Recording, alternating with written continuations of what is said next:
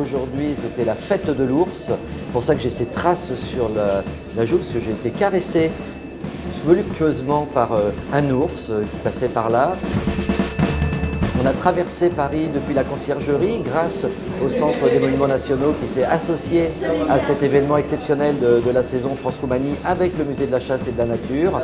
Donc des centaines de personnes qui ont suivi ce cortège avec des groupes venant de Roumanie.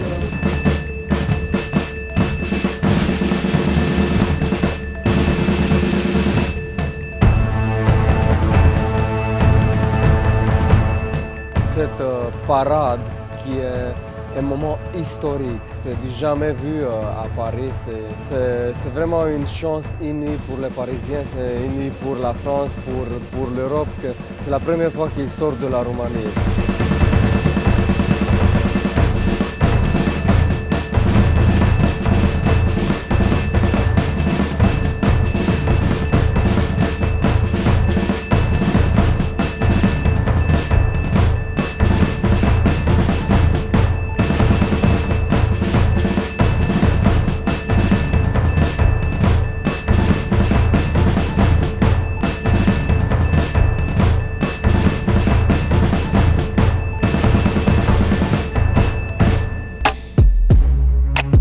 La fête de l'ours qui se déroule ce soir, donc avec quasiment 1000 personnes qui viennent donc au musée de la chasse découvrir les expositions de la carte blanche de Mircea Cantor, avec les amis de Cluj également au deuxième étage, mais aussi des performances d'artistes comme celle qui se déroule juste derrière, et également des propositions diverses et variées, dont un DJ set dans le parking souterrain.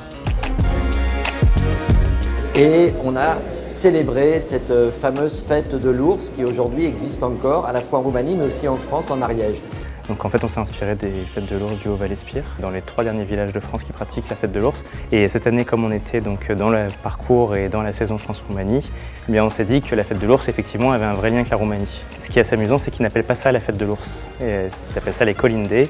Et les colindés sont donc les traditions de fin d'année entre donc, le Noël et le Nouvel An pour chasser les mauvais esprits et faire entrer les nouveaux esprits dans les maisons.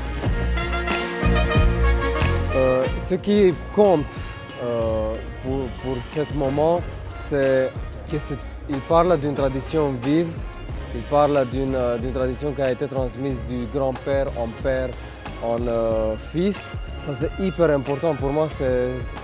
Cette fête, elle met le point sur le i, de dire que voilà, ces traditions, il faut les préserver et il faut encourager ces gens qui montre justement cet aspect du vivant, de transmission, d'une tradition riche et vivante.